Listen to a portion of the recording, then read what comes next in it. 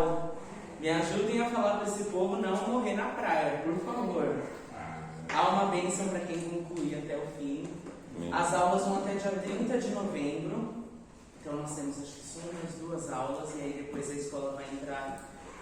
Eu vou formar, né? Vai ter uma formatura com todo mundo que concluiu o curso. E aí entra de férias, dezembro e janeiro, aí eu não sei quando que minha mãe vai retomar, beleza? Mas nós vamos concluir em nome de Jesus. Deixa eu orar. Senhor, nós queremos te dar honras e glórias, queremos te agradecer, ó Deus, pela tua fidelidade, pela sua bondade. Te louvamos porque sabemos que o Senhor já está aqui entre nós. Seja bem-vindo, Espírito de Deus. O Senhor é o Deus que cura, é o Deus que restaura, é o Deus que traz libertação. Nós temos aprendido tanto com o Senhor nesses dias, Senhor.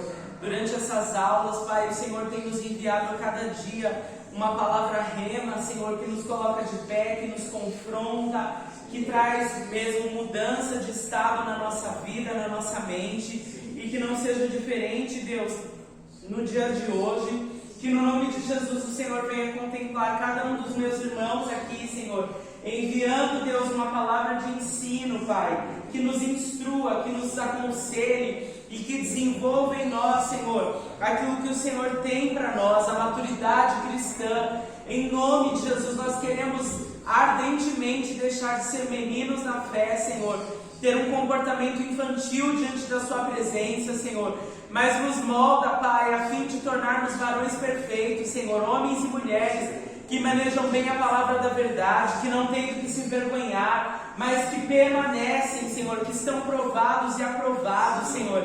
Sonda o nosso coração agora, Pai, esquadrinha os nossos rins, como diz o salmista. Vê onde está em nós o caminho errado, Deus, e nos guia pelo caminho eterno, pela vereda da justiça, pelo caminho de santidade. Lá no Salmo 77, 13 diz que o teu caminho é de santidade, que Deus é tão grande como o nosso, Pai. Nós reconhecemos que não há outro além de Ti. Nós reconhecemos que poderosos são os Teus conselhos, Senhor, para nos dar instrução, para nos corrigir, para nos levantar. A Tua vara e o Teu cajado nos consolam, Senhor. Então que essa noite o Senhor possa nos disciplinar, Senhor. Que o Senhor venha nos corrigir, Senhor.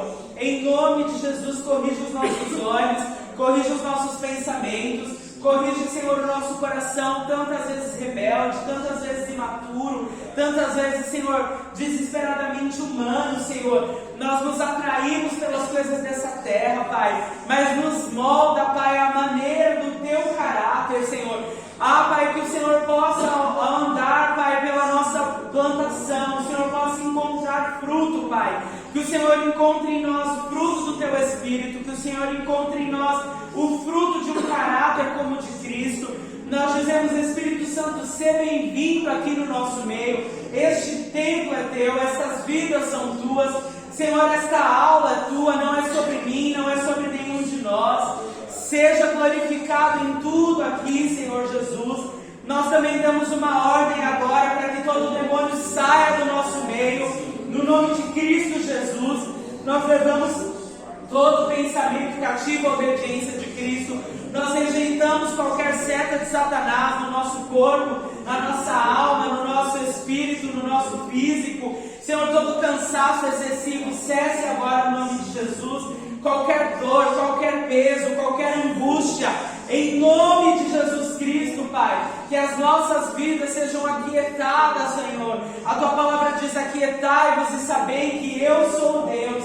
Que o Senhor encontre espaço, Senhor, lugar para falar em nossos corações, Pai, e que haja em nós um solo fértil, para que aquilo que nós temos aprendido seja fixado dentro de nós. Senhor, não deixe os Teus servos perderem nenhuma das palavras que têm sido liberadas sobre este lugar, que eles possam reter, Senhor, tudo aquilo que tem sido ensinado, que o Senhor possa trazer reparo, Deus, no vaso dos Teus filhos, Senhor, para que eles possam reter, ó Deus, aquilo que o Senhor tem derramado sobre nós. Nós te agradecemos, Senhor, porque a Tua bênção está sobre cada um aqui. Nós te agradecemos porque a Tua bênção nos acrescenta, Pai, para a vida eterna. Permita que as águas do Teu Espírito jorrem em nós, Em nome de Jesus Cristo. Amém. Glória a Deus. Você pode sentar. Estava inspirado para orar, porque eu vou falar hoje um pouquinho sobre oração. Então, vamos lá. Semana passada, vou fazer uma revisão.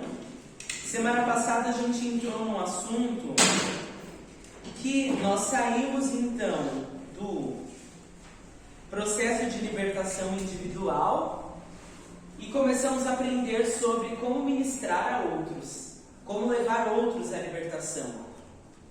E aí eu falei para vocês, li alguns textos bíblicos, vários. Então eu li textos em que nos mostram o quanto Deus está interessado em nos usar, para a libertação, o quanto o Senhor está esperando que a gente amadureça para que a gente possa levar outros para a libertação. E aí eu fiz a seguinte pergunta: por que nós não nos movemos então como agentes de libertação? E eu respondi que primeiro, porque precisamos buscar poder. Segundo, porque para isso precisamos estar livres em santidade. Porque o mundo espiritual conhece legalidade. Então eu citei o exemplo daqueles caras lá em Atos que foram expulsar os demônios no nome de Paulo e no nome de Jesus e levaram uma coça dos demônios, porque tinha legalidade, com certeza não tinham Jesus. E segundo, por falta de fé, de jejum e de oração. Então eu citei o exemplo de Mateus 17,14, em que Jesus curou um lunático. Os discípulos tentaram trazer libertação sobre a vida daquele homem, mas não conseguiram expulsar os demônios sobre o jovem. E aí depois eles perguntaram para Jesus: Jesus, o que aconteceu que a gente não conseguiu expulsar esse demônio? E Jesus falou: faltou fé e a casta de demônios que só saem com jejum e oração.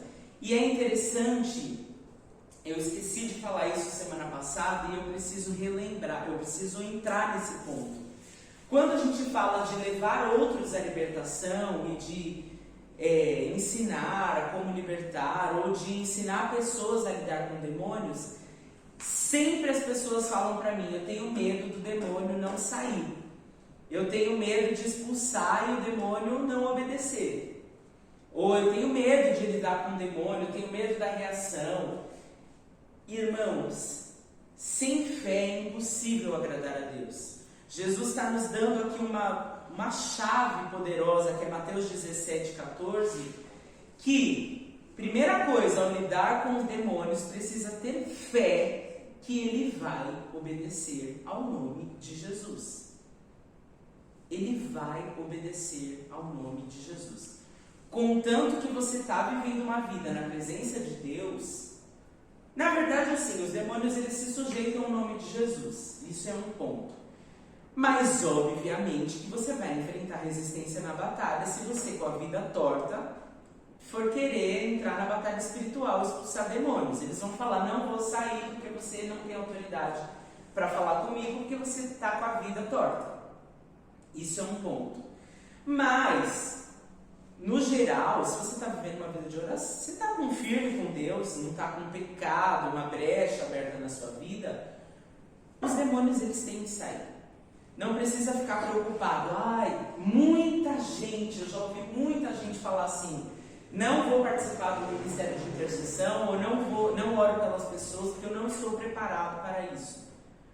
Óbvio que a gente não pode negligenciar que, dependendo do nível espiritual de batalha, vai ter um nível de retaliação, vai ter um nível de precisar aguentar o tranco.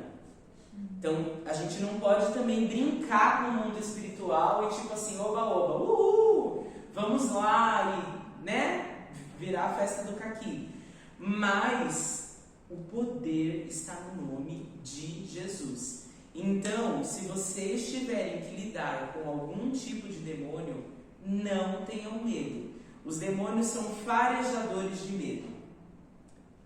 A principal ferramenta de Satanás é o medo. E eles sabem como lidar. Então, eles vão causar sensações em você, para que você acredite que você não pode lidar com aquilo.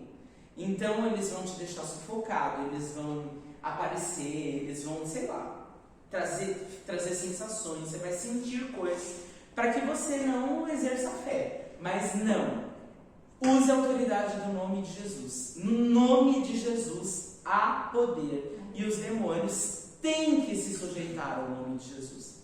Então, eu já falei, eu acho que isso aqui, a gente não trata os demônios assim, ai, por favorzinho, você poderia sair. Não. Você fala, é uma ordem. Glória a Deus. Você fala assim, é uma ordem. Eu te ordeno, saia em nome de Jesus. Sai da mente dessa pessoa, solte a vontade dela. Eu te impeço de agir no nome de Jesus. Eu te impeço de falar. Então lembra que eu falei a semana passada que Jesus sempre, quando ia lidar com o demônio, falava o que para esse demônio? Cala-te. Nunca permitindo que o demônio falasse. Tá claro até aqui? Depois eu falei que como se dá um processo de libertação? Pelo conhecimento, pela fé em Jesus Cristo, pelo poder de Deus e a unção do Espírito. Aí eu citei o texto de Isaías 10, 27. A unção quebra o jugo. Então a gente precisa de unção. A unção é fundamental. Os demônios não...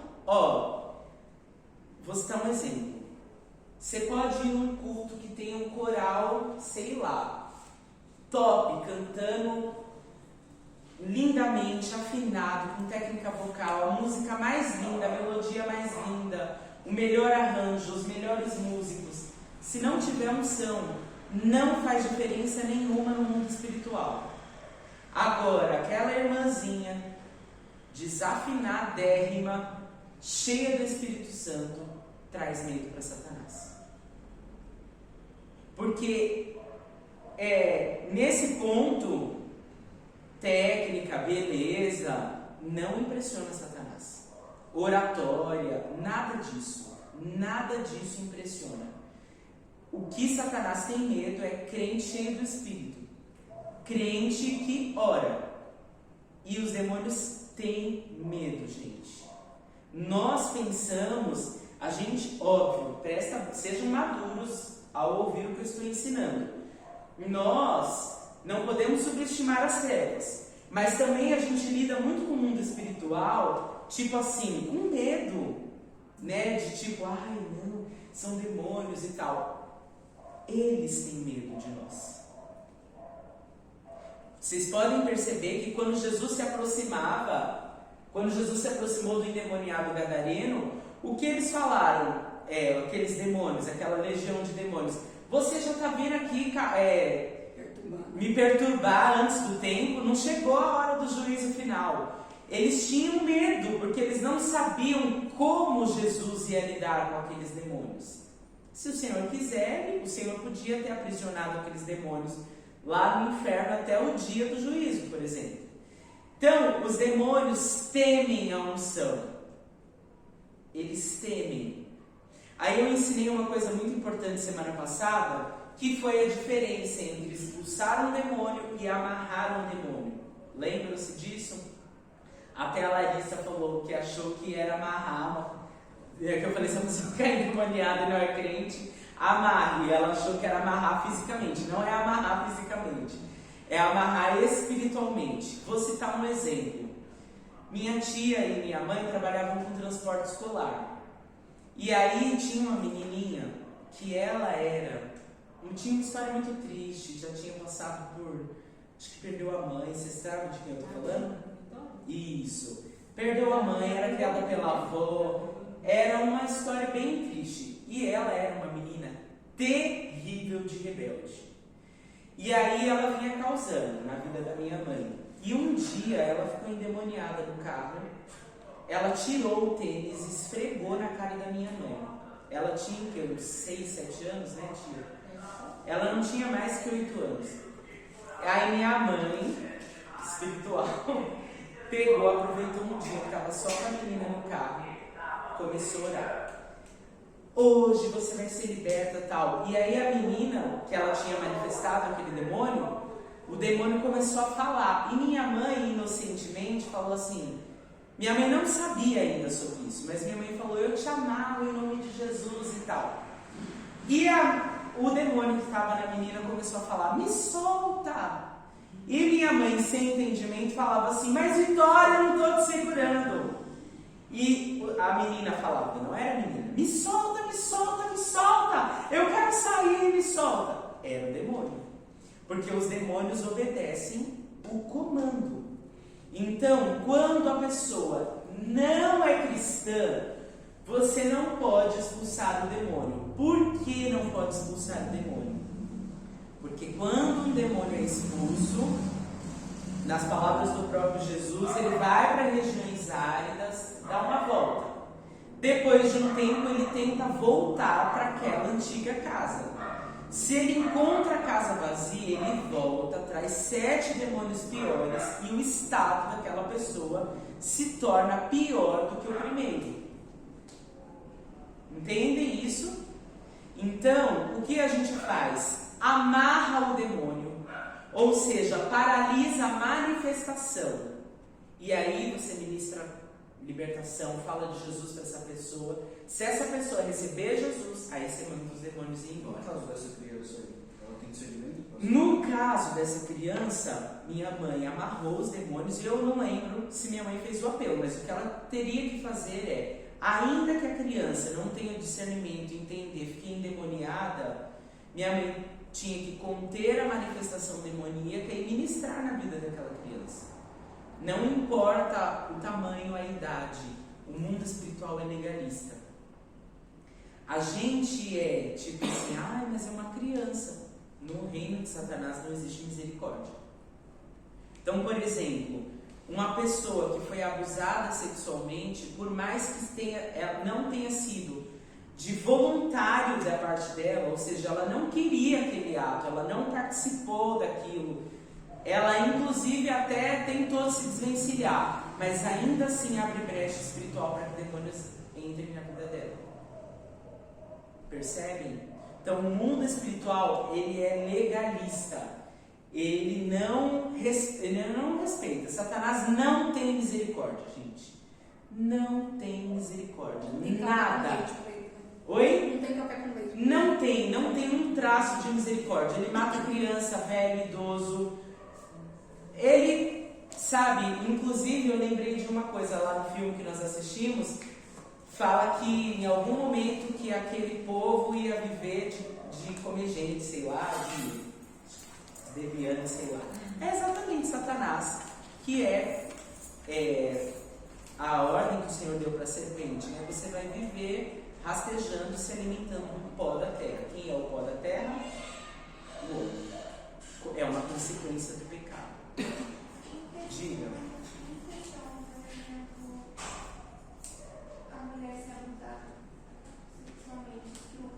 A mulher, a criança, o homem, seja lá quem for, quando ele aceitar Jesus, ele vai precisar de um processo de libertação. Ele vai pedir para que o Senhor trate ele, traga cura, ele vai declarar que ele se desliga do abusador. Ele precisa perdoar, por mais que seja, né? Ele tem que perdoar e ele tem que dar ordem para os demônios saírem da vida dele. Aqueles demônios que entraram na vida dele por conta do abuso, precisa dar ordem para que os demônios saiam, fechando a brecha, se desligando. Qualquer relação sexual que não seja dentro do casamento, homem e mulher, sobre a bênção de Deus, abre brecha para demônios. E mesmo que não tenha sido chegado nos finalmente.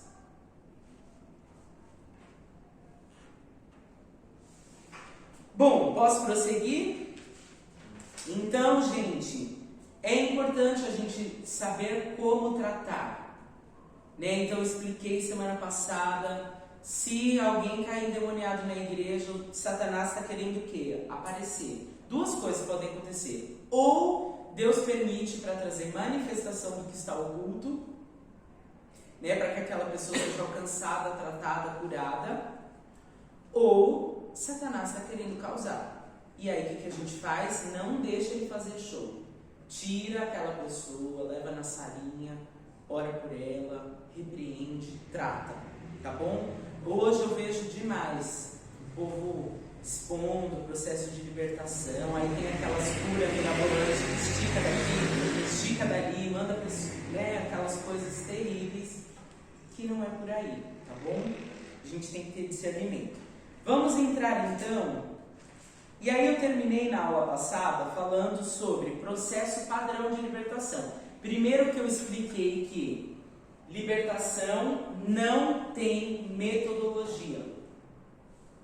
Assim... Não padrão.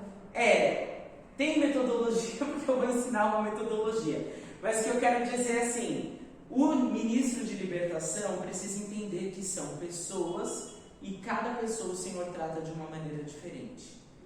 Então tem pessoas que, por exemplo, você vai lidar com alguém que já passou por 10 mil levantamentos, aquelas fichinhas que a gente preenche. E aí aquela pessoa não suporta mais aquele processo. Deus pode dar uma outra diretriz.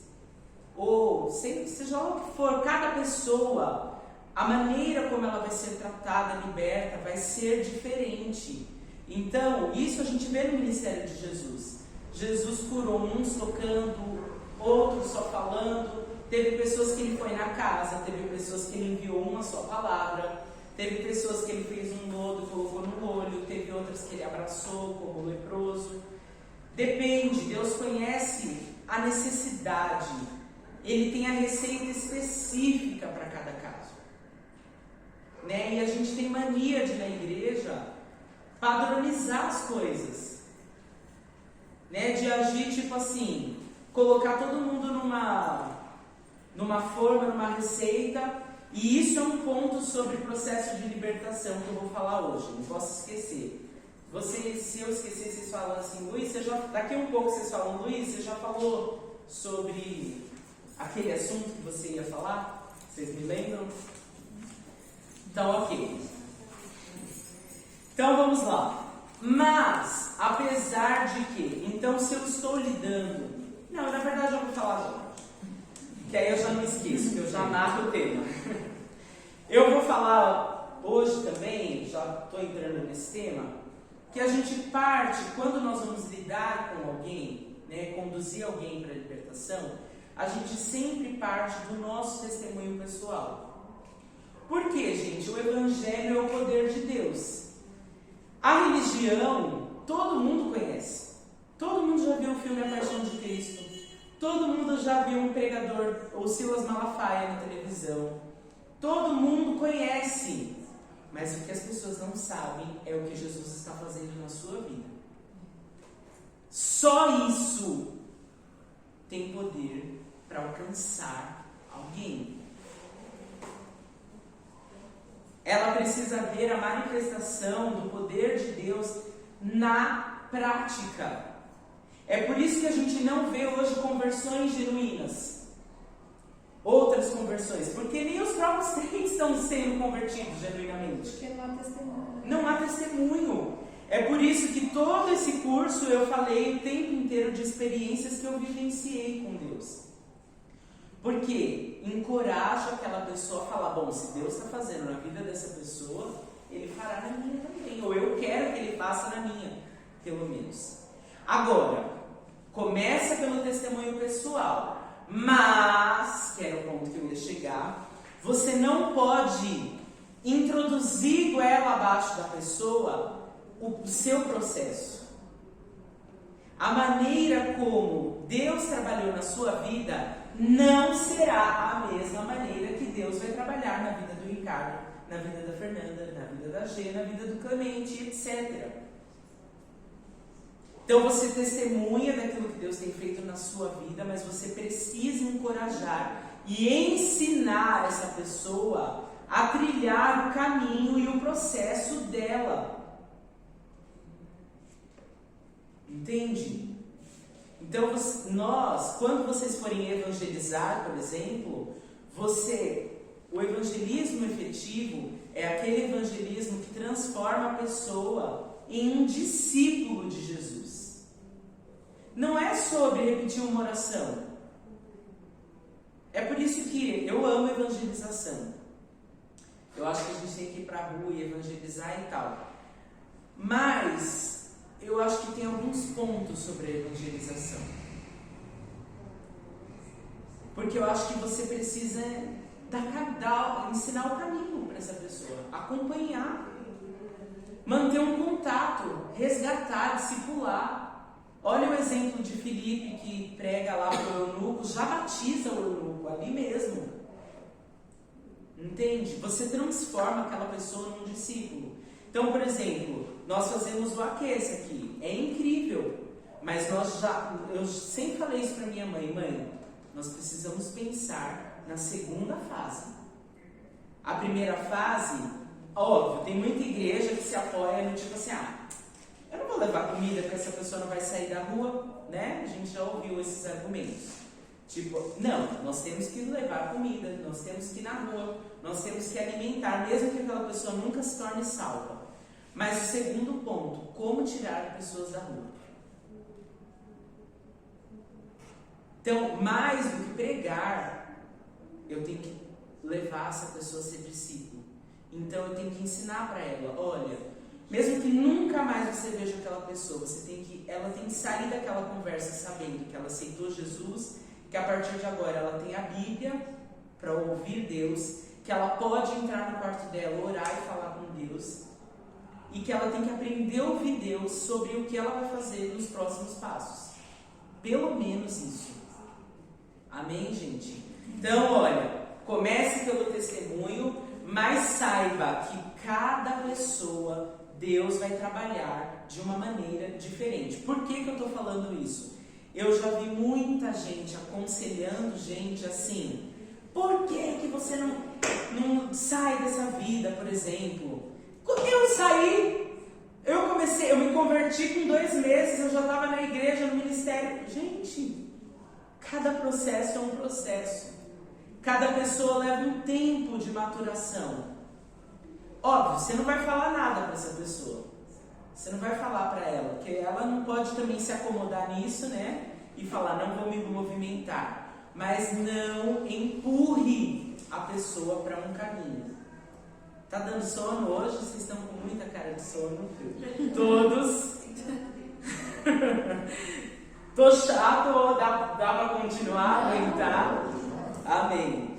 Então, eu terminei na aula passada falando sobre um processo, um caminho, que foi o que o próprio Jesus disse. Vinde a mim, aquele que está cansado e sobrecarregado, eu vos aliviarei. Tomai sobre mim o meu jugo e aprendei de mim, que sou manso e humilde de coração. Essas são as etapas que toda pessoa passa. Ela vem, vinde a mim aquele que está cansado e sobrecarregado. Uau, que alívio, ela encontra Jesus. Ela está no primeiro amor, ela vem no culto. Vinde a mim. Mas o Senhor alivia ela. Aí o segundo passo, tomai sobre vós o meu jugo. Então ela já começa a aprender. Ela já começa a entender e aprender de mim. Ou seja, reprograma a sua vida para uma nova maneira de viver. E aí eu expliquei que as pessoas não conseguem libertação porque elas não chegam nesse ponto.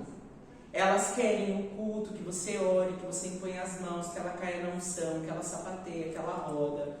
Elas querem que o Senhor toque elas, que elas sejam curadas, transformadas, libertas. Que o profeta fale aquilo que ela precisa ouvir, daquela ferida, daquela situação. Mas elas não vão para o passo 4, aprender de mim. Eu te alivio, eu te curo, eu te liberto para você viver de uma maneira diferente. E esse aprender de mim, gente, parece lindo, né? Aprendei de mim, que sou manso e humilde de coração. Não é lindo, poeticamente, mas não é fácil.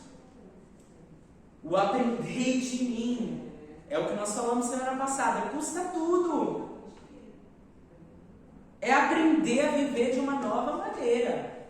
É deixar aquilo que a gente gosta, é pensar de uma maneira diferente, é ver de uma maneira diferente, é como se não, é isso.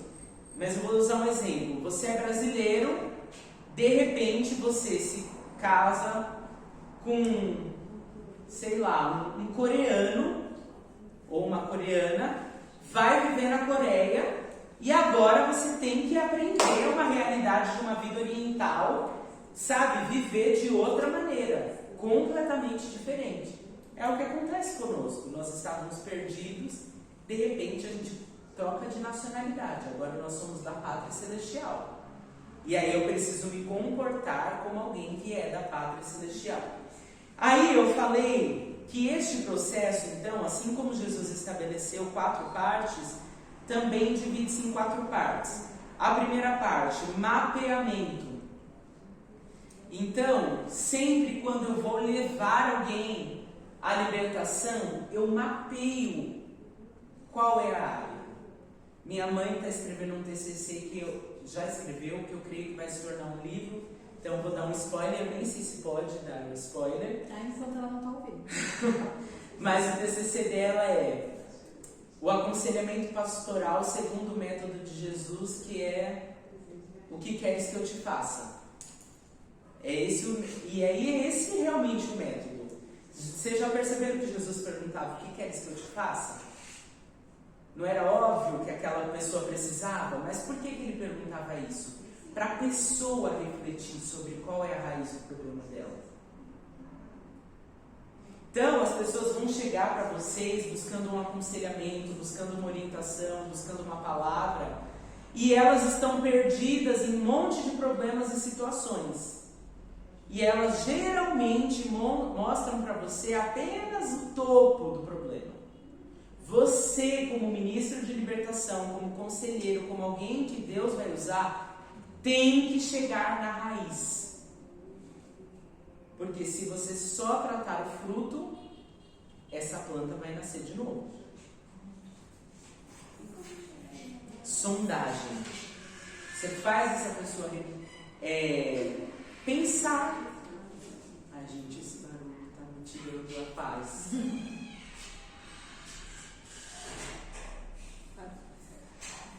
Você faz, glória a Deus, hein, pastora Renata?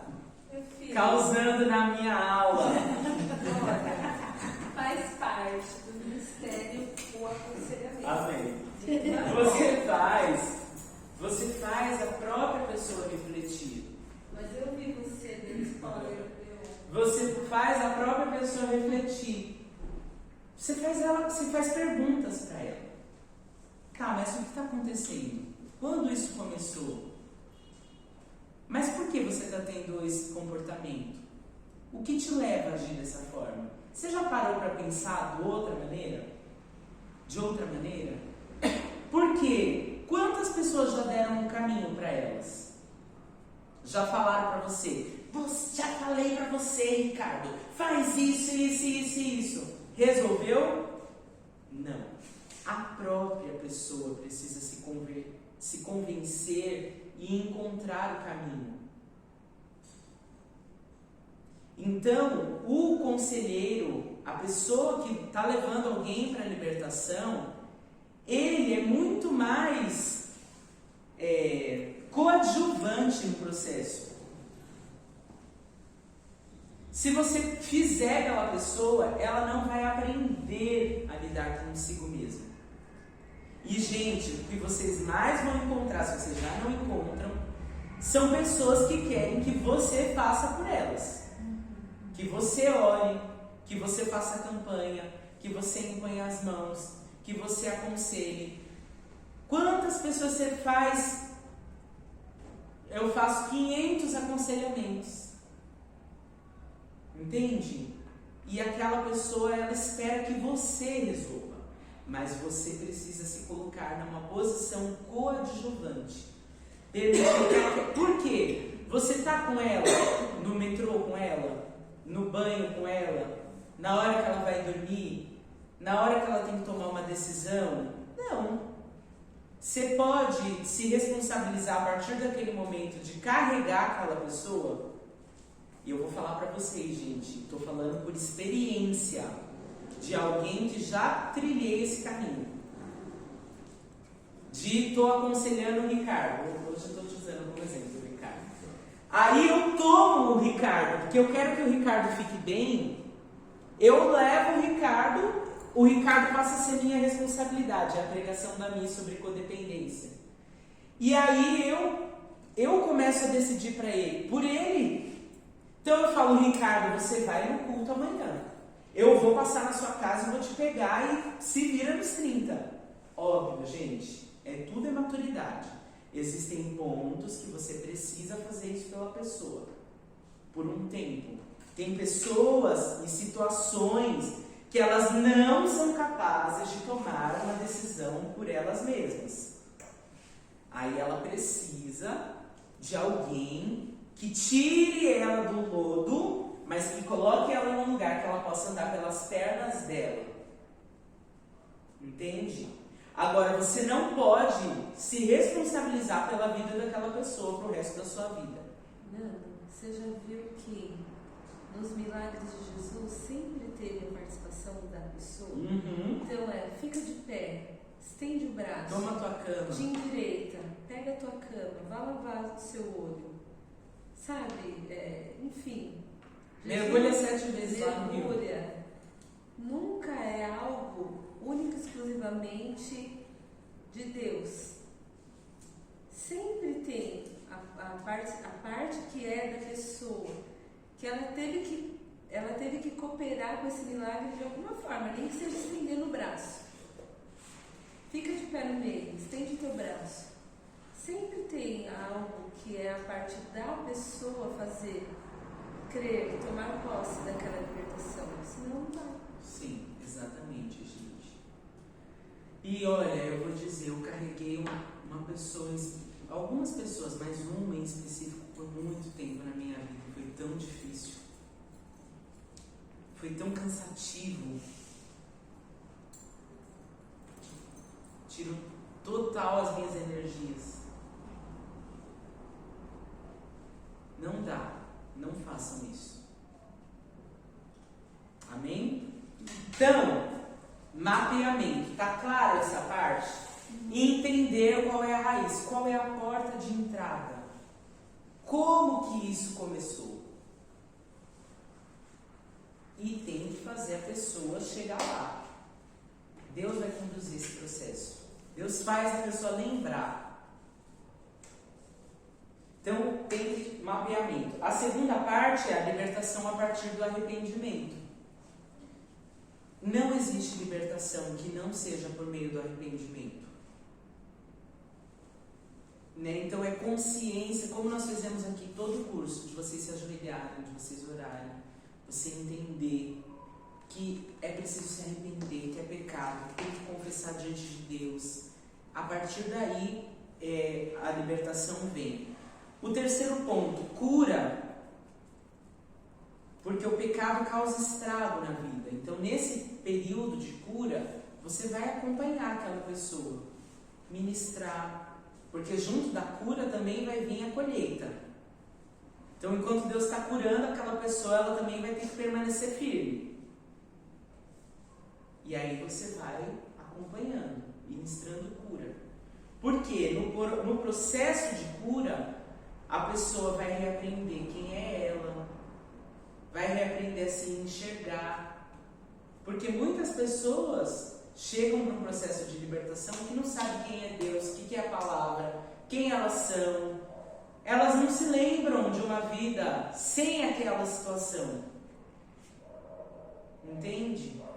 Então você vai conduzir, mas sempre apontando para ela, dando texto bíblico para ela ler, falando, orientando, sempre direcionando ela. E aí ela vai então reaprender a viver livre, até o ponto que ela transite de alguém que está recebendo libertação para alguém que vai ministrar libertação na vida de outros. E aí, por último, que eu falei na semana passada, que é o ponto que nós vamos oficialmente entrar na nossa aula de hoje, que foi o colocar-se na brecha. Foi assim que eu terminei semana passada. E aí eu quero entrar nessa temática mais profundamente. Então, abra lá em Ezequiel 22. Estão preparados? Sim. Apertem os cintos. Estão acordados? Mais ou menos. Nossa, Tá não. capotando. Pela resposta. Gente do céu. Vocês trabalharam ontem no feriado? Acho que é um feriado na vida, né? Que causa isso. Ezequiel 32, não, 22, versículo 30. Tô doido.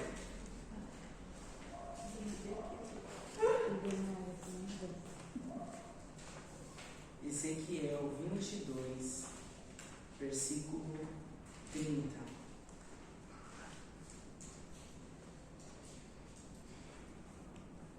Vamos ler a partir do versículo 28.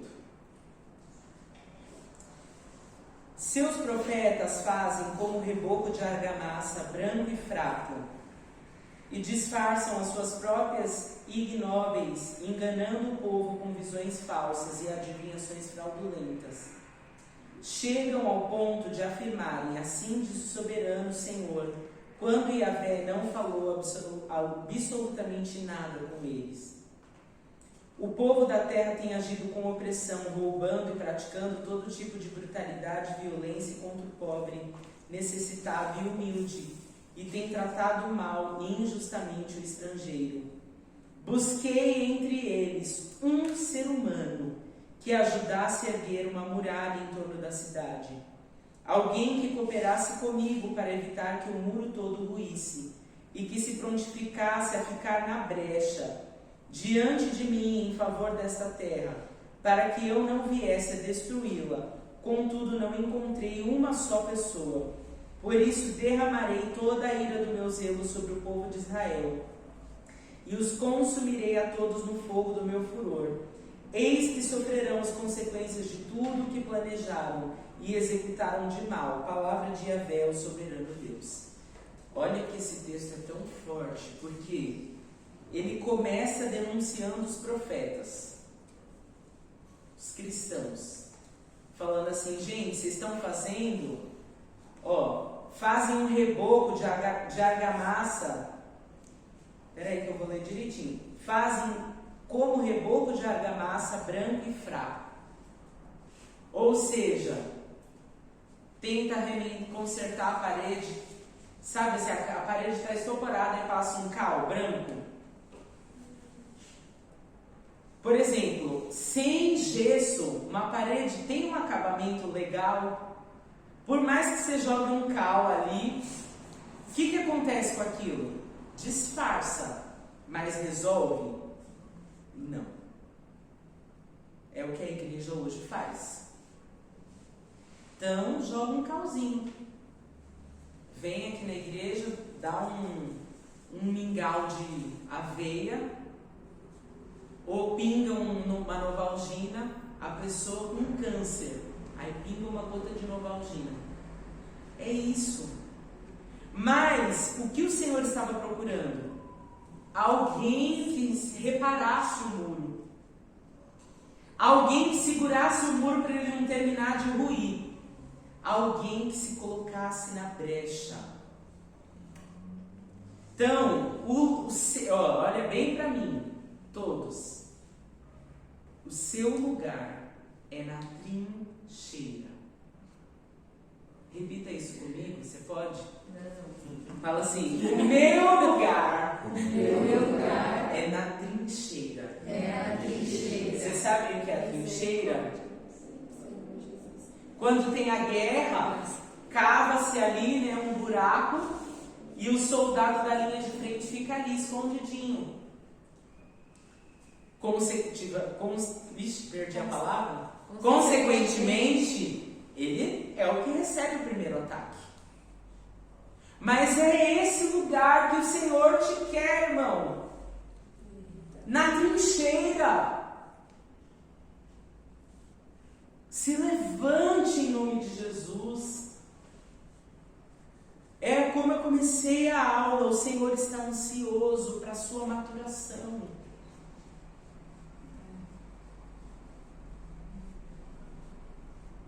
Para que você seja parte da solução e não do problema. para que você esteja junto com aqueles que estão segurando o muro para o muro não cair, não dos que põem o pé no muro e empurra. Se levante por alguém. Amém. Agora vamos lá para Êxodo 32, que agora vai ficar mais estreito ainda.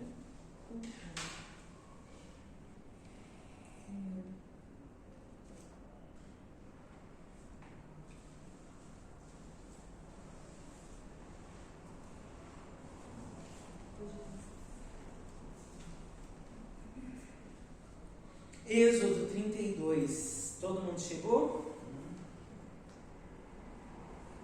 Vamos ler a partir do versículo 7. Olha, vamos prestar bastante atenção, que eu amo como o Senhor fala de uma maneira nos detalhes, né? Então vocês precisam ler a Bíblia prestando atenção nos detalhes. Êxodo 32, versículo 7. Então Yahvé avisou a Moisés: vai, desce depressa, porque o teu povo que ajudaste a subir da terra perverteu-se. Então eu vou fazer igual eu detesto que façam, mas aqui é importante. Diga aí comigo: o teu povo. O teu povo. Ok. Versículo 8. Com muita facilidade e rapidez desviaram-se do caminho que eu lhes havia ordenado. Fizeram para si um bezerro de metal fundido e o estão adorando, lhe estão oferecendo louvores e sacrifícios. E proclamaram em alta voz: este é o teu Deus, ó Israel, que te fez subir do Egito. E Yahvé disse mais a Moisés: tenho observado este povo, eis que é um povo de dura cerviz e teimoso. Agora, portanto, deixa-me para que se inflame contra eles a minha ira, e eu os consuma. Todavia, mais tarde, farei de ti uma grande nação. Moisés, no entanto, suplicou a Yahvé, o seu Deus, e disse: por que, ó Yahvé, se acende o teu furor contra o teu povo? Repita comigo: teu povo. Teu povo. Porque tiraste da terra do Egito por meio de teu braço forte e muitos milagres.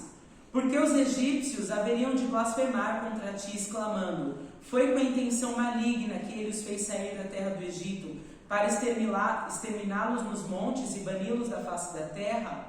Abranda, pois, o teu furor da tua santa ira e reconsidera o castigo que pretendias impor ao teu povo. Repita: o teu povo. O teu povo. Recorda-te dos teus servos Abraão, Isaque e Israel, aos quais juraste por ti mesmo, dizendo: multiplicarei a vossa descendência como as estrelas do céu, e toda a terra que vos prometi dá-la-ei a vossos filhos, para que possuam para sempre. E sucedeu que o Senhor arrependeu-se do castigo que ameaçara impedir aquele povo. Eu já vou falar sobre o povo, mas é interessante a gente prestar atenção que esse próprio povo o que esse próprio texto diz sobre como era o povo. Versículo 9: um povo de dura cerviz e teimoso.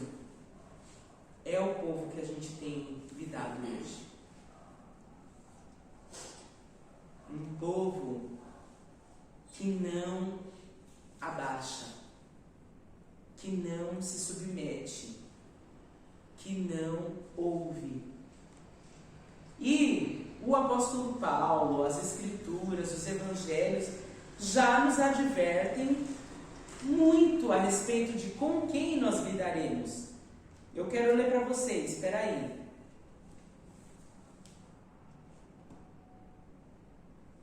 Deixa eu pegar aqui o texto. Você sabe que essas características que você deu é do joio, né? É verdade. O joio Não se prostra, né? Exatamente. Olha só, 2 Timóteo 3:1.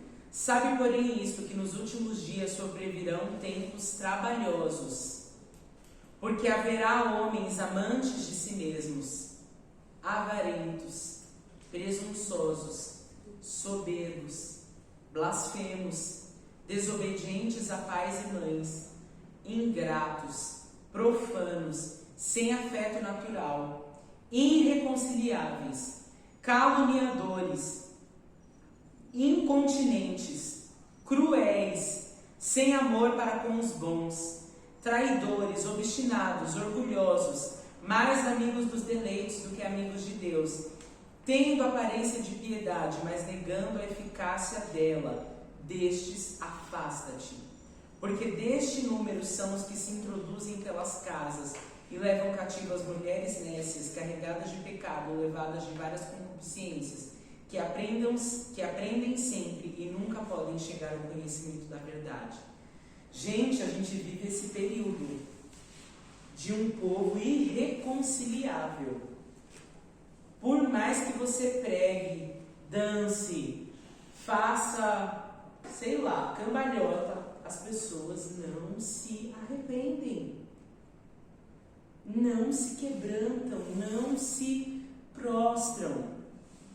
Mas aí é interessante que Deus aparece para Moisés e fala assim: Moisés, apressa-te e desce, porque o teu povo pecou. Olha que interessante isso. Deus estava falando que o povo era de quem? Moisés. De Moisés. Aí Moisés vai orar e fala: não, Senhor. Versículo 11. Por que, ó Yahvé, se acendeu a tua ira contra o teu povo? Ele responde: não, Senhor, lembra que esse povo é teu. E aí, ele, primeiro, deixa eu me achar aqui. Primeiro, ele faz o Senhor se lembrar da aliança. Esse é um esquema poderoso de oração. Lembra que eu falei que eu ia falar um pouquinho sobre oração? Como orar? Ore por meio, através da palavra. Porque o Senhor, lembra do que diz a Bíblia? Que ainda que nós sejamos infiéis, o Senhor permanece fiel, porque Ele não pode negar a si mesmo. Então ore a palavra. Quando você for orar por alguém, fala: Senhor, lembra-te que esse é um filho teu, é uma criatura sua. Lembra-te que ele é pó. Lembra-te que o Senhor morreu na cruz por ele. Lembra-te do teu sacrifício, lembra-te das tuas promessas. Ele faz o Senhor se lembrar da aliança. Nós sabemos quais são as cláusulas da aliança? A gente conhece textos bíblicos para orar, para aplicar na oração. Então, gente, vocês precisam. Como melhorar a oração? Esse é o caminho, ore a palavra. Ore a palavra. Então, ainda que você não saiba de cor, procura o texto bíblico, abre a Bíblia e ora: Senhor, como tu dissestes aqui, eu estou orando. Porque quando você faz isso, você está demonstrando para o Senhor que você crê na fidelidade do Senhor, que você crê no que Ele disse, que você crê que Ele vai cumprir o que prometeu. E aí Moisés intercede e o Senhor intervém, não enviando destruição para aquele povo. O que Moisés estava fazendo nessa situação? Se colocando na brecha. E aí, olha, lembra que eu falei que ia ficar estreito? Como que o Senhor disse para Moisés? O teu povo. Isso significa, meus irmãos, que existem vidas que o Senhor coloca na sua mão. O teu povo.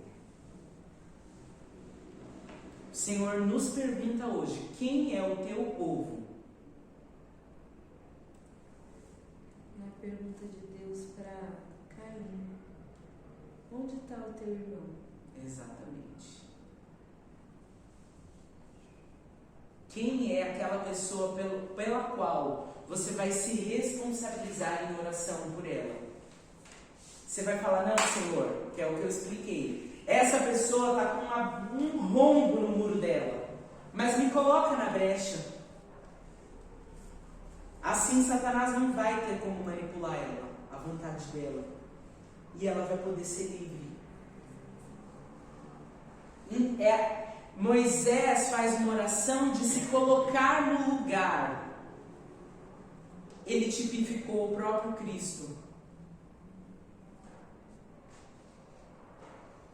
E aí, o Senhor me fez lembrar de Atos 27, 22 e 24. Já leram? Que Paulo estava indo lá em viagem, começa um naufrágio, e aí o Senhor fala para Paulo, eu estou te dando todos que estão nesse barco nas tuas mãos. Ninguém vai se perder daqueles que ficarem no barco. Porque isso também é uma ressalva para nós. Como eu falei, você não tem como se responsabilizar pela decisão da pessoa.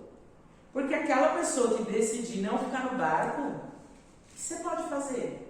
Né? Então essa é a linha tênue do que eu estava explicando agora. Posso compartilhar uma experiência? Deixa eu só encerrar então. Essa é uma linha tênue, que você nem vai decidir pela pessoa, mas o Senhor nos entregou essas vidas nas nossas mãos. Então nós temos responsabilidade. Quem é o teu povo? Fala. Quando a gente começou na garagem lá, ainda na outra denominação, né? Eu acompanhei uma pessoa de perto, fiz campanha na casa dela, aconselhei, tudo bonitinho, como no figurino, né? E aí um dia ela chegou, falou que conversou com uma amiga dela, e a amiga dela falou que ela tinha que procurar uma religião que fosse mais flexível, que ela tivesse mais liberdade, porque ela não conseguia viver sem uma vida sexual, né? E aí, por que você tem que ficar nessa religião que te proíbe? Procura outra, que você possa fazer o que você quer. Aí ela nunca mais foi na igreja e foi pro candomblé. É o que eu citei nas aulas anteriores, né? O conselho mentiroso. Satanás usa isso muito. A pessoa ouve, Satanás fala aquilo que ela quer ouvir. Mas aí nesse aspecto. E ela decide obedecer. Foi a decisão dela, o que eu poderia fazer. Me bloqueou no WhatsApp, né? E foi. E aí eu acho que eu entendo que é a parábola do filho pródigo. O filho quis ir, o pai deixou. Sim. Né? O pai deixou. E você vai fazer o quê? A decisão da pessoa. Você explica pela palavra, você ora, a pessoa conhece a palavra, conhece Deus, mas ela quer uma vida sexual. Sim. E aí você pode fazer o que por ela? Eu entendo perfeitamente isso que você está falando e eu creio que é importante a gente ter essa mentalidade para que você não enlouqueça, por exemplo, no Ministério de Aconselhamento lidando com pessoas, quando aquela pessoa decide que não quer o caminho do Senhor. E ok, se o próprio Deus deu livre-arbítrio, não somos nós que vamos mudar isso. Mas, em contrapartida, nós também estamos vivendo um tempo que é um outro extremo, de uma igreja, de pessoas que não se responsabilizam por ninguém. Não oram por ninguém, não falam, não, eu vou orar e jejuar até que essa vida seja salva, eu vou fazer a campanha, eu vou pregar a palavra, eu vou continuar até que ela seja livre. Por entender também que tudo é processual. Então é se colocar na brecha. É orar, Senhor, me coloca. Só que, irmãos, seja consciente. Não vai fazer essa oração na emoção e no rolê, né? No uhul, não é no rolê, né? No uhul. Tipo, Senhor, me coloca na brecha. Né? Oi.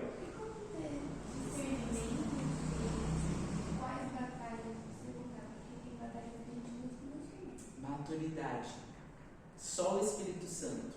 Eu acho que as que são, Deus manda de uma forma, tipo assim, Sim. Você tem que fazer, vai fazer, enquanto você não faz, você não dorme. Sim, você tem que discernir, o que o apóstolo Paulo nos ensina a respeito disso é a paz de Deus.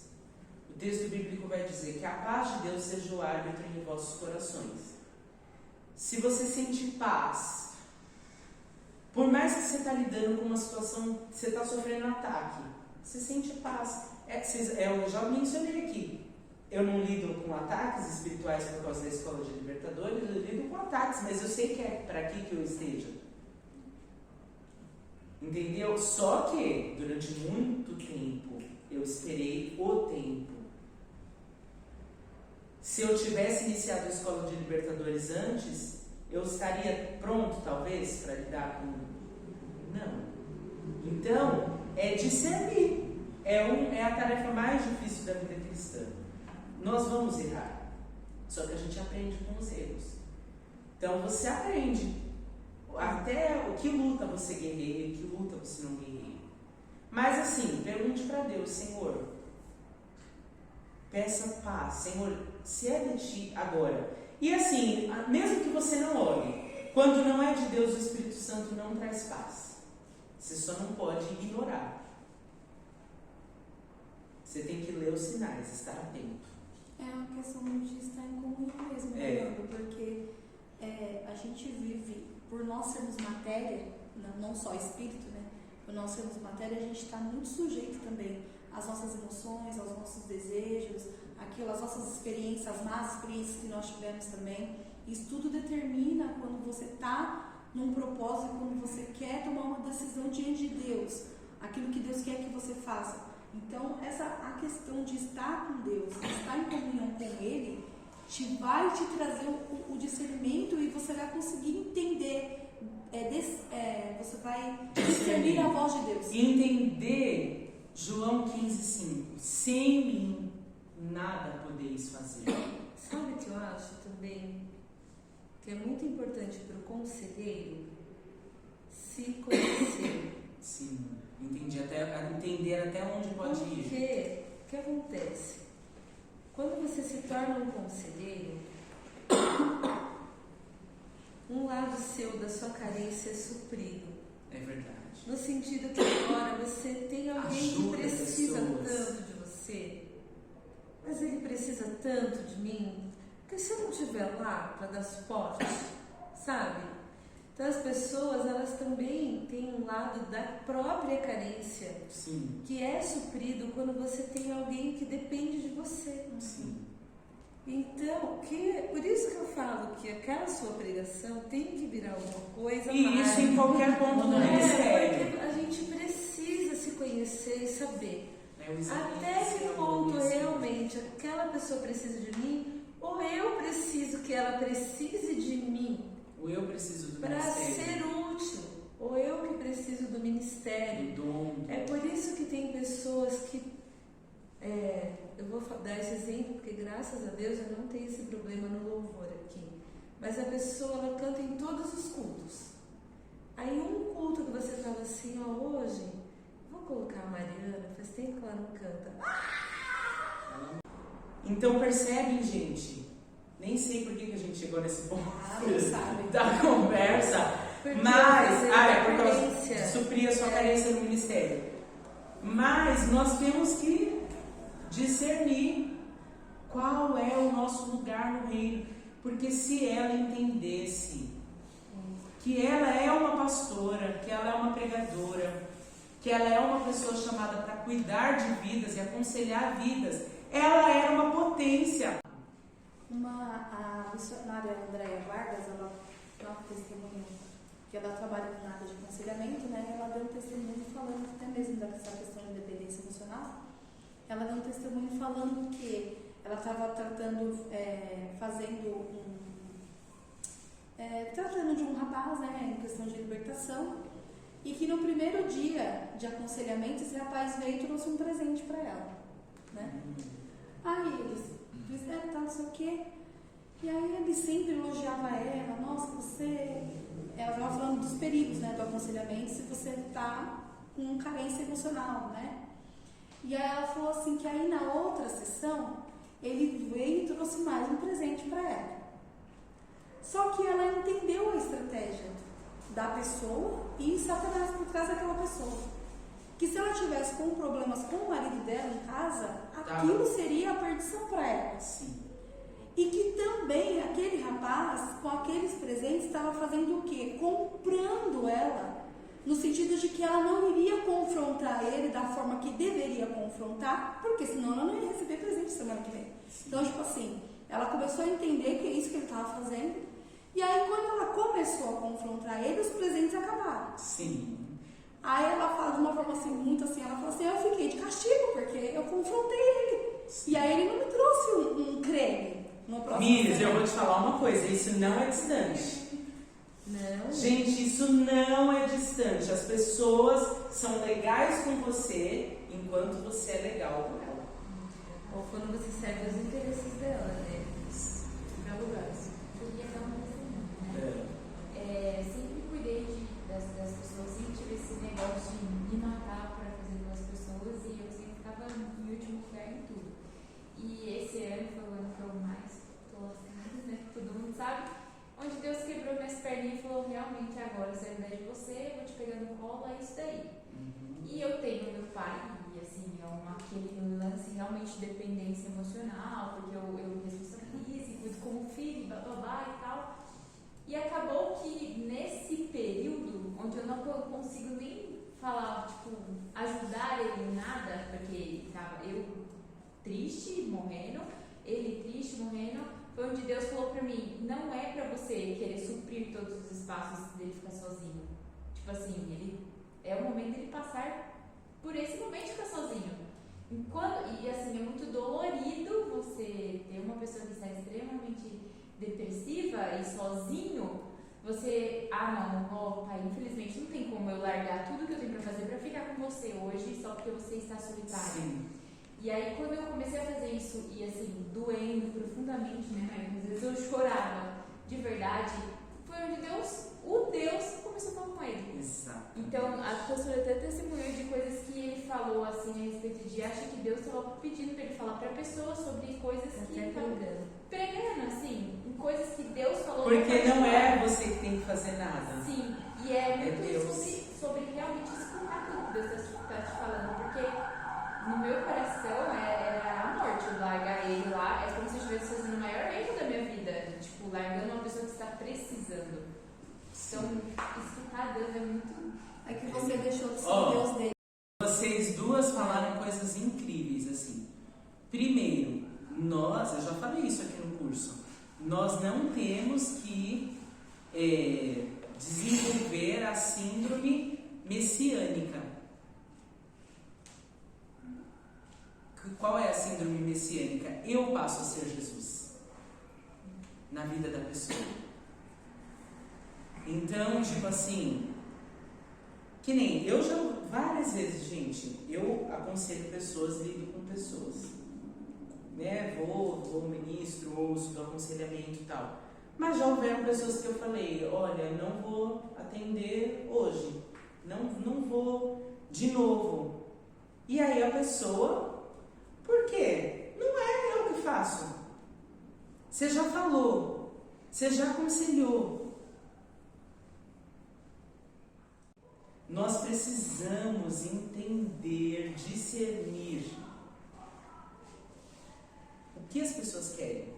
É que você não falou que ela queria ouvir, pô. Ela foi outra pessoa. E na verdade, a pessoa, as pessoas assim, elas não querem aconselhamento. Não.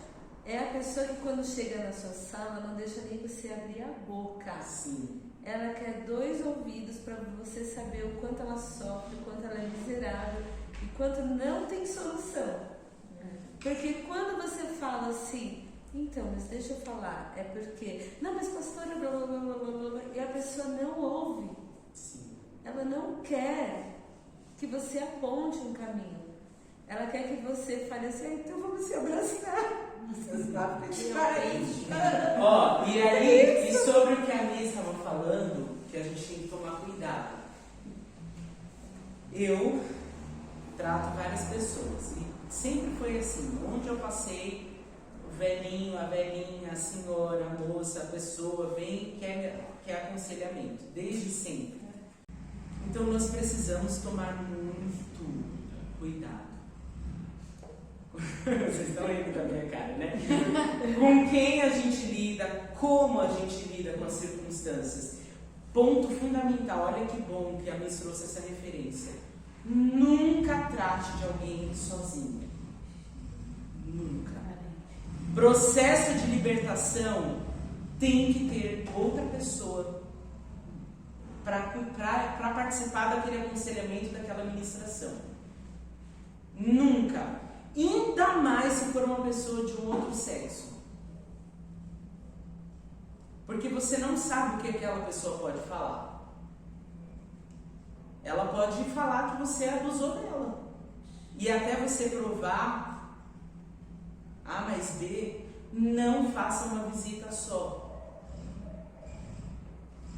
Ainda mais quando se tratar de libertação. Interessante que essas pessoas também nunca querem que tenha uma terceira pessoa.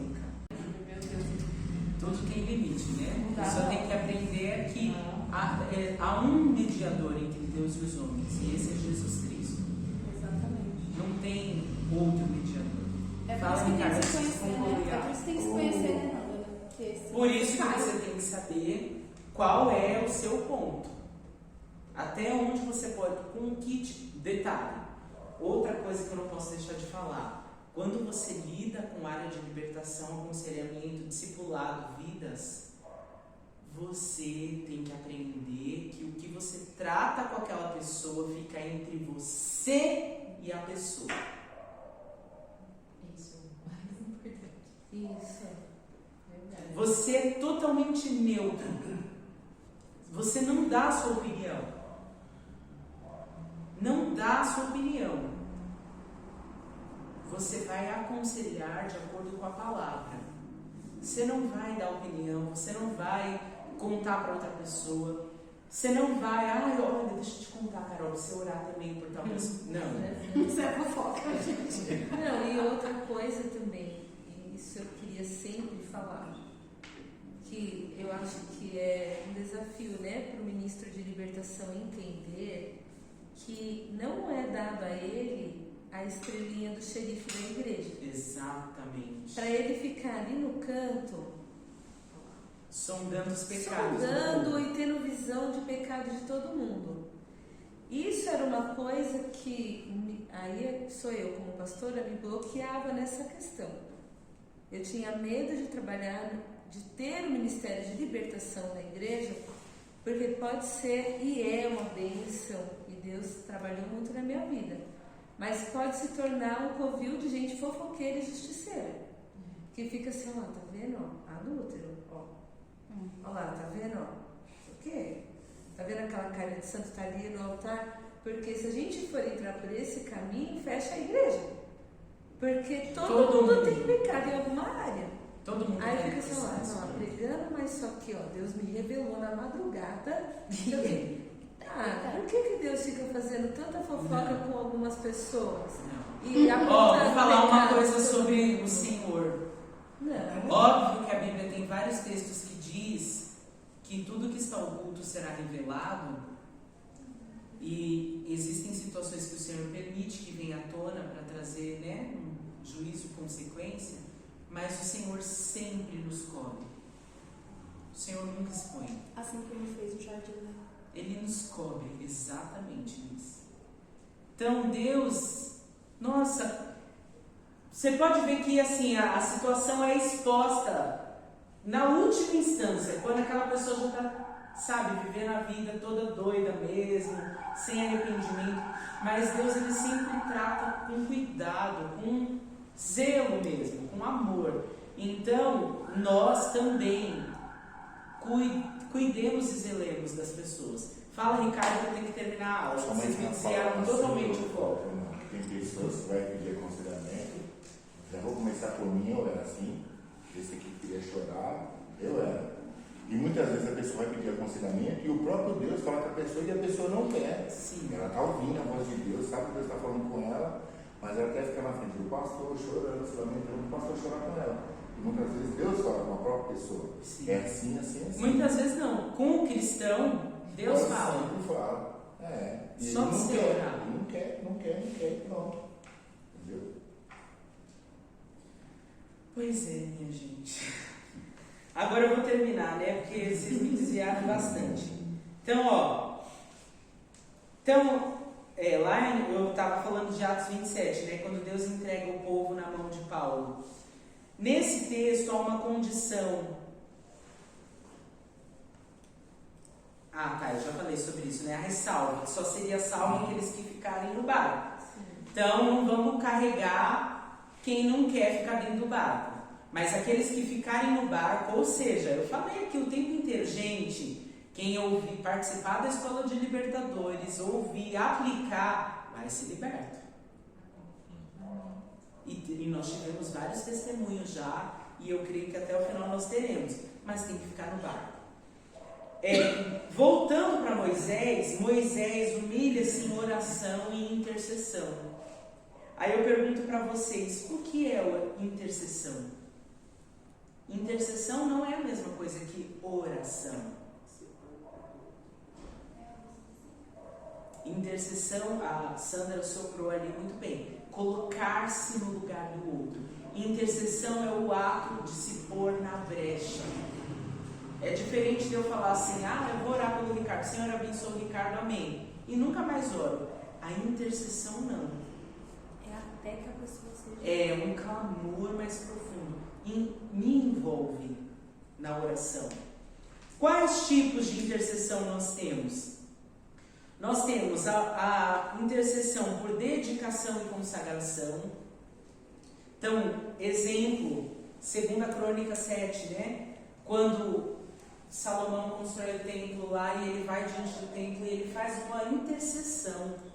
Ele fala, Senhor, quando esse povo olhar para o templo, quando eles estiverem precisando por uma situação, atenta para a oração dessa casa.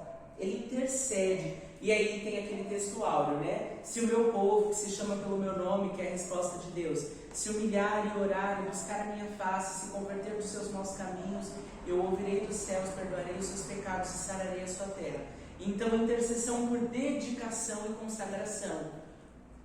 Você pode interceder por dedicação de alguém, no sentido de, eu consagro, Senhor, esse meu filho, eu consagro, Senhor, a minha esposa, separa essa pessoa para ti, e aí uma intercessão por dedicação e consagração.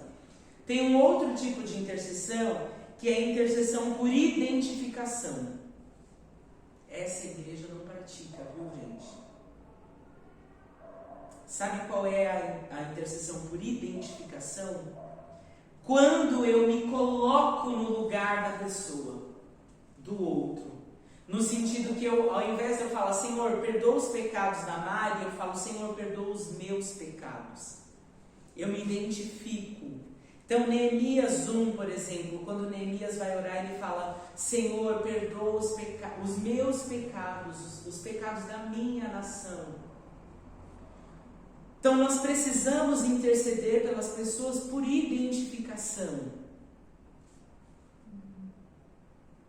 Lembra que Jó pedia perdão pelos pecados do filho?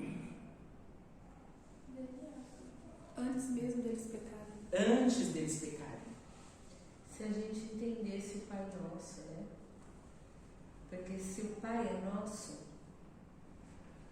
o outro não é apenas o outro, ele é o meu irmão. Sim. Então, essa oração me habilita a entender que o outro é meu irmão. Se ele está em pecado, é o pecado da família. Todos estão em pecado. E isso também é a questão do corpo. Se o meu olho peca, todo o meu corpo peca. Exatamente. Então, se o meu olho é doente, todo o meu corpo é doente. E na igreja, é isso que Paulo está falando. Se um membro sofre, todos sofrem com ele. Sim. Ou deveria, né? Se uma pessoa da igreja está passando por uma situação, é o meu irmão, porque o Pai é nosso. Então toda a família também está passando por problema. Quem tem um membro problemático na família sabe. Enquanto aquela pessoa não se acerta, a família inteira sofre. E nesse sentido é o que nós até conversamos numa das reuniões aí. Que se, por exemplo, não adianta eu vir oferecer uma adoração aqui no culto, se todos não estiverem nessa mesma conexão, o culto inteiro está prejudicado. Né? Então, nós precisamos, por exemplo, pedir perdão pelos pecados da igreja, da nação. Eu oro por identificação. Senhor, perdoa os pecados do povo brasileiro. Então, por exemplo, o Senhor te envia para fazer missões em um lugar, aqui em Cidade Líder, Deus nos enviou para cá.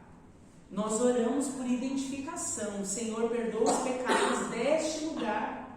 Os pecados aqui cometidos, o sangue derramado. Você se identifica com aquilo e toma para si. É o se colocar na brecha. A exemplo da intercessão de Jesus, né? E aí eu quero concluir essa parte do se colocar na brecha com Jesus Cristo, que se coloca na brecha a ponto de morrer por nós. Então, olha só, João 17,6. Eu revelei o teu nome àqueles que do mundo me deste. Eles eram teus, tu confiastes a mim, e eles têm obedecido a tua palavra. Agora eles entendem tudo que me deste, que tudo que me deste vem de ti. Pois eu compartilhei com eles as palavras que me deste, e eles as aceitaram, e eles reconheceram que de fato vem de ti, e creram que me enviaste. Eu rogo por eles, não estou orando pelo mundo, mas por aqueles que me deste. Então tá vendo, né? Deus entregou vidas na mão de Jesus. Pois são teus, tudo que tenho é teu, e tudo que tens é meu, e neles eu sou glorificado. Agora não ficarei muito mais no mundo, mas estes ainda estão no mundo, e vou para ti. Pai Santo, protege-os em teu nome. O nome que me deste, para que sejam um, assim como somos um. Enquanto eu estava com eles, protegi-os e defendi em teu nome. E nenhum deles se perdeu, exceto o filho da perdição, para que se cumprisse a Escritura.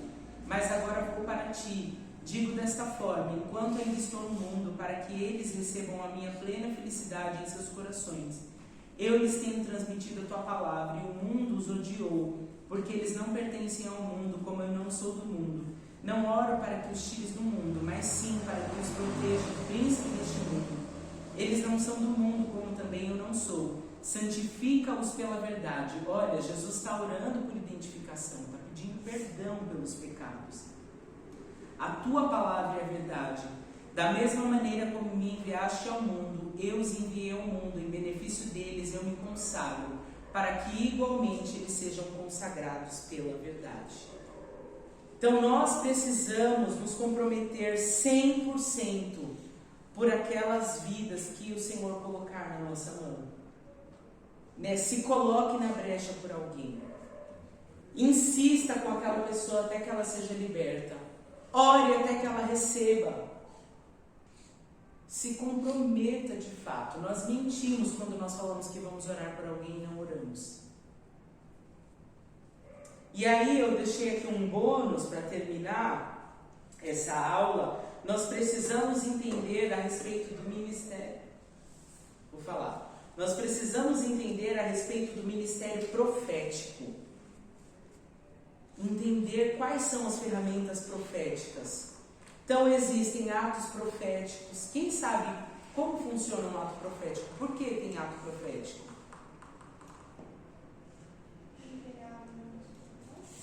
Também, mas é além disso. Não é sobre o mundo espiritual, o ato profético. O ato profético é sobre o mundo físico. É trazer existência. Você traz uma verdade espiritual para a matéria, para o aqui e o agora. E é o que eu já falei para vocês, gente. Eu acho que aqui nas aulas, eu não sei. O mundo, os filhos das trevas são mais prudentes que os filhos da luz. Eles sabem a respeito disso e eles usam isso. Já repararam que todo bairro tem toda cidade, todo lugar tem um monumento do Rotary Club, tem um monumento dos maçons. O que é aquilo? É um ato profético, é uma marca. Eles estão decretando, através daquele marco, nós estamos aqui, esse lugar é nosso. Então, óbvio que esse não é o nosso assunto, mas tem muito. O Peter Wagner, por exemplo, é um teólogo pentecostal. Ele escreveu um livro que inclusive está emprestado com a Carol. Carol, me devolva meu livro, Carol. Sobre o domínio da rainha. Sim. Eu fiquei de ler domínio da rainha. Gente, é incrível. Eu recomendo, se vocês quiserem pesquisar aí nas bibliotecas virtuais, enfim. Porque ele vai falar nesse livro como eles conseguiram ganhar, como Peter Wagner, né, com a equipe lá de intercessão deles, conseguiram reverter o quadro da Turquia. Só tinha 1% de cristãos na Turquia no período 1900 e pouco, a história é recente. E hoje eles têm 35% de cristãos. Tudo com ato profético. Porque lá na Turquia era o lugar da região dos Éfesos, né, da Diana dos Éfesos. Então eles entenderam qual era a potestade que atuava naquele lugar e eles venceram, eles neutralizaram aquela potestade com guerra espiritual. Então eles fizeram 48 horas de adoração ininterrupta. Eles foram fazendo atos proféticos que o Senhor foi direcionando. Eles ungiram parte da cidade. Foi um tempo longo, mas eles conseguiram fazer com que o Evangelho avançasse naquele lugar que não avançou desde o período em que foi pregado, né, na igreja de Éfeso, ali, aquele avivamento que houve, que eles queimaram os livros e tal. Então, nós precisamos nos mover através do jejum, da intercessão, do ministério profético, para levar outros à libertação. Bom, para encerrar nossa aula, eu queria dizer que o curso de libertadores está chegando ao fim. Deixa eu ver aqui a minha agenda. Eu espero que vocês tenham aproveitado, assim, né, absorvido. Eu sei que foi muito conteúdo. Eu quero dizer que eu estou orgulhoso de vocês, parabenizar todos vocês que venceram todas as terças aqui. Glória a Deus por isso. Hoje é dia 16, nós vamos ter mais uma aula no dia 23, que eu vou falar sobre a questão das religiões, história das religiões. Eu vou falar sobre erros da igreja contemporânea, né, doutrinas, seitas e heresias. Aí vai ser a nossa última aula no dia 30. Aí no dia 30 é o encerramento que eu quero. Vai ser uma confraternização. Aí tragam um lanche. Nós vamos fazer uma partilha. Vou dar tempo para vocês compartilharem aquilo que Deus fez na vida de vocês durante esse processo. E a pastora Cláudia vai trazer uma breve palavra sobre paternidade, perdão. A gente vai orar por vocês fazendo a oração do envio, mas nós vamos ter uma formação